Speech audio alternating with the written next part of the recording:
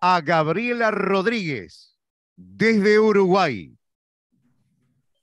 Es asistente social con especialización en políticas sociales y formación profesional.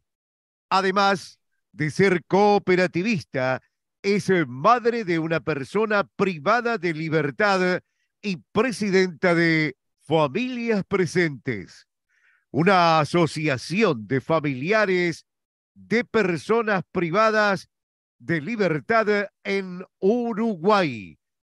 Gabriela compartirá su perspectiva única sobre los desafíos que enfrentan las familias y cómo la cooperación puede marcar la diferencia. Gabriela, adelante con su alocución. Si me dan un segundo, antes que empiece Gabriela, porque justamente, un poco contestando a esta pregunta anterior, quiero enviar el saludo enorme, inmenso y apretadísimo de Graciela Barrera, que es madre de una víctima de delitos de Uruguay, y con Gabriela han hecho un trabajo inmenso de encuentro, de vínculo, de amorosidad enorme. Así que Graciela les envía un abrazo inmenso para Liberté, que ella es legisladora en Uruguay. Les envía un gran saludo para Liberté, para toda la diplomatura. Y bueno, ahora vamos a escuchar esa perla que es la vinculación entre víctimas y una mamá. Muchas gracias, Miguel, primero, y muchas gracias, Diana, por comenzar recordando a Graciela, que no puede estar presente hoy por razones laborales, porque ella es senadora de la República y sigue teniendo su trabajo privado de toda la vida, con el que se mantiene su familia. Yo quiero comenzar con 2 o 3 cosas, y esta alocución va a salir desde el amor, fundamentalmente.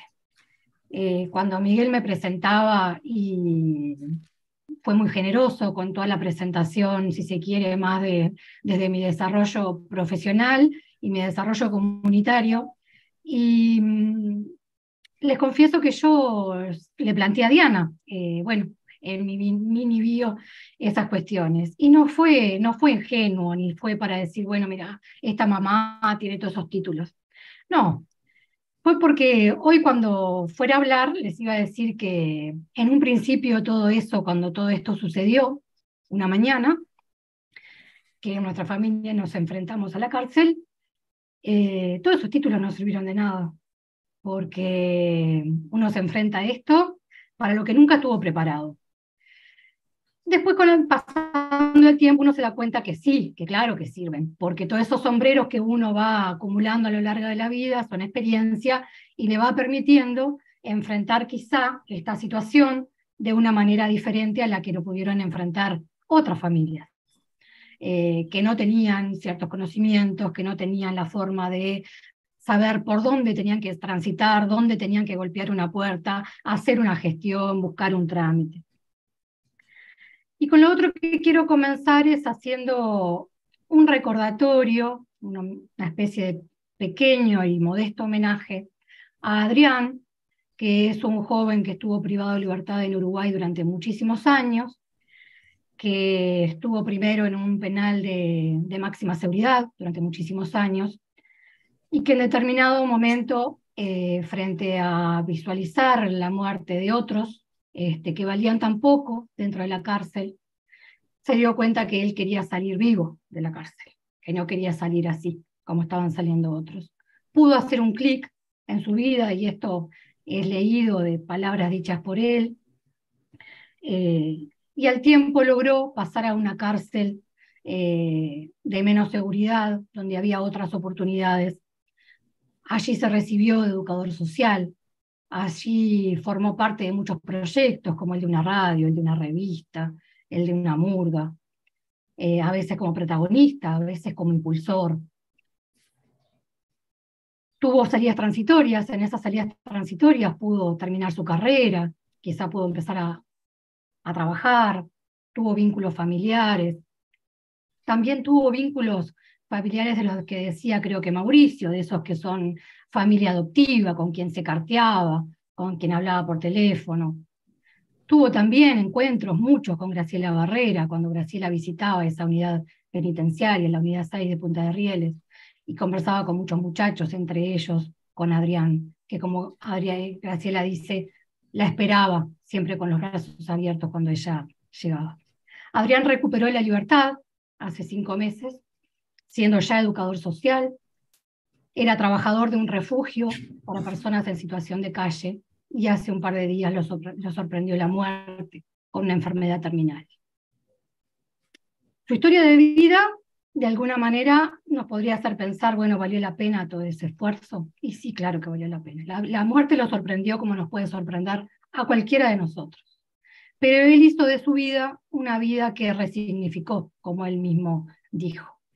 Entonces, en realidad esto es un homenaje de esperanza, de sí se puede, y sí se puede, sobre todo cuando uno, además de tener una revisión interior, puede tener otros apoyos, que pueden ser vínculos familiares, que pueden ser vínculos afectivos por familias adoptivas que nos permiten salir adelante, estando en la cárcel o estando en cualquier otro contexto de vida. Entonces, bueno, vaya de alguna manera un saludo a algún lugar a Adrián y un saludo muy apretado a su familia.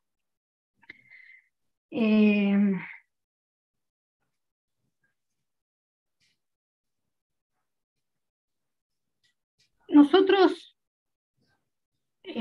como familias, yo creo que cuando yo escuchaba hablar a Karina, me veía en el espejo, porque uno veía en el espejo a las familias cómo vivimos y cómo acompañamos los procesos de nuestro familiar privado de libertad desde ese lugar muchas veces de protección, y no todos vivimos igual, ¿verdad? Y eso está bueno decirlo, o sea, cada historia es una historia, hay hilos comunes, pero cada historia es una historia.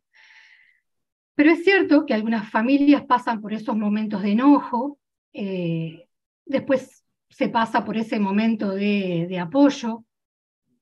Es cierto también que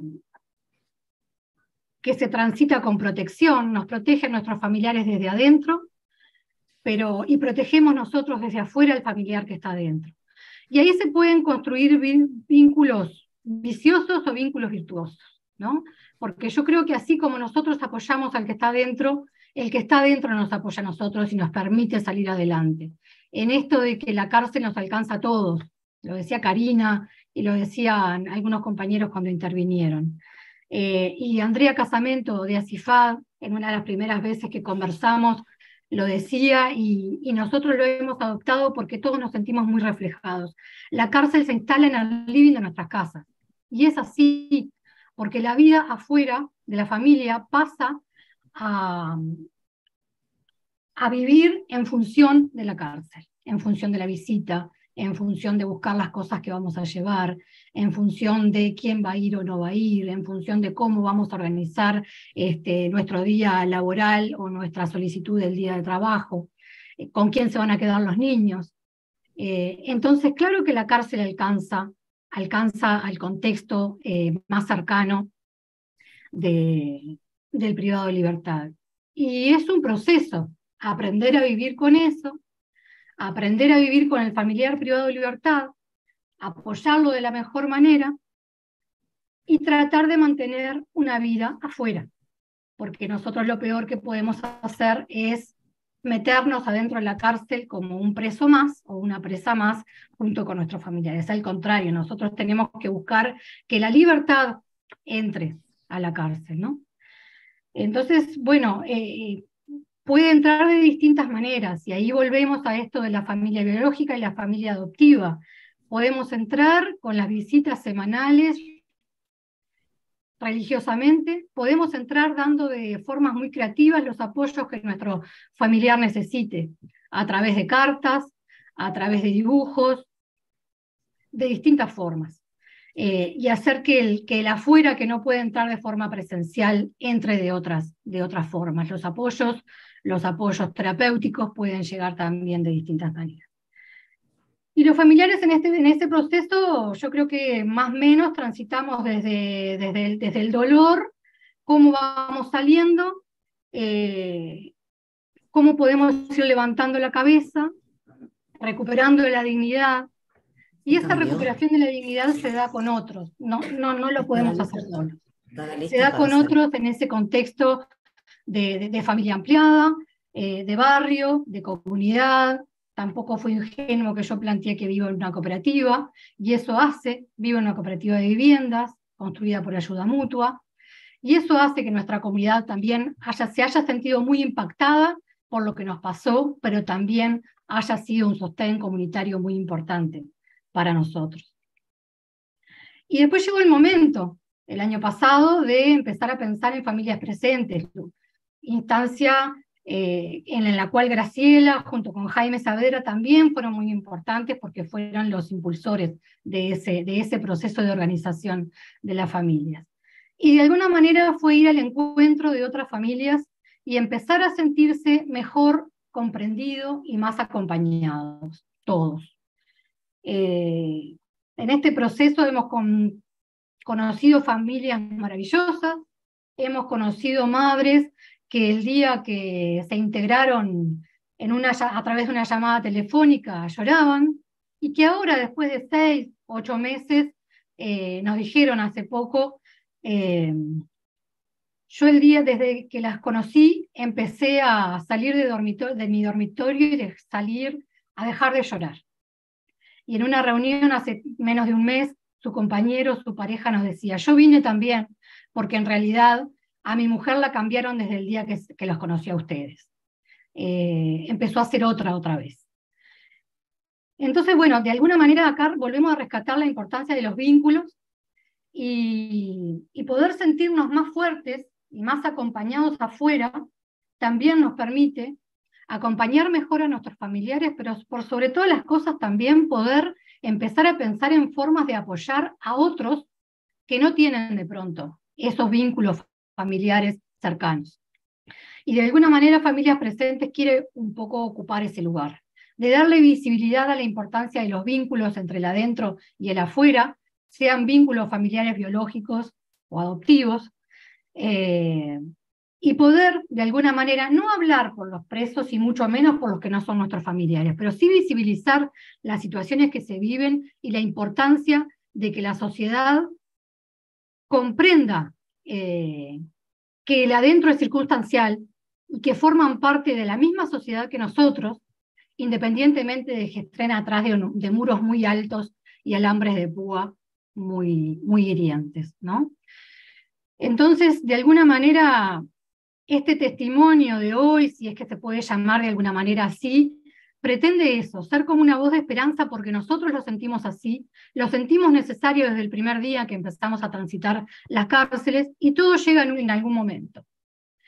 Nosotros necesitamos 4 años para llegar a este momento de empezar a organizarnos, y sabiendo que va a ser un camino muy difícil, va a ser un camino muy largo, que no vamos a encontrar grandes transformaciones, no vamos a lograr grandes transformaciones.